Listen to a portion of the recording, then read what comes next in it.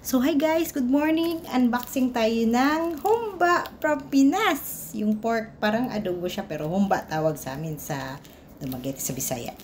Yan, unboxing natin. Thank you, Auntie Gemma. Thank you, Ben, sa padala sa humba. Thank you sa mga sister ko na nagbalot. Ang hirap ibukas. Ayan, unboxing na natin.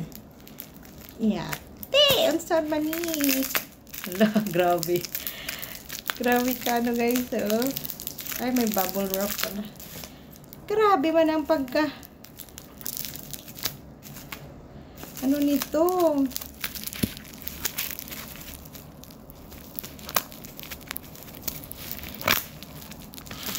Ayan. Ang hirap buksan. Dali. Ang hirap buksan, guys. Oh, grabe. Grabe ka, ano, dinoble yung plastic. May packing tape. May tape pa siya.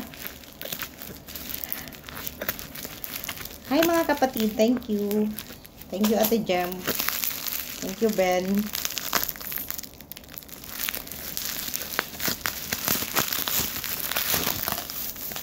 Yay! Ayan na yung humba natin, guys. Humba from Pinas. Tama-tama kasi pesta doon sa Muhon. Tita Negros Oriental. Ayan na yung humba natin, guys. Makakain na tayo. Yummy, yummy.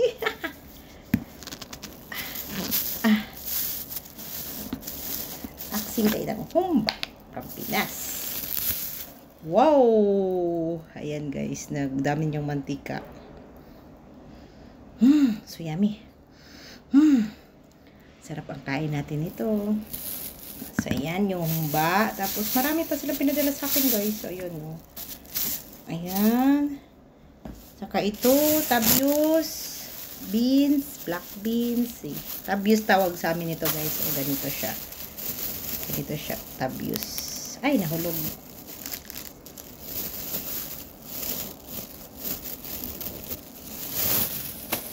And then, may bread din. Pinadala din ako ng bread.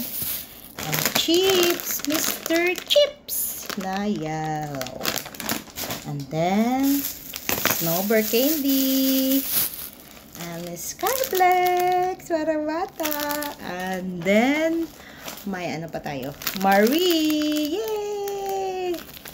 And then, may ding dong. And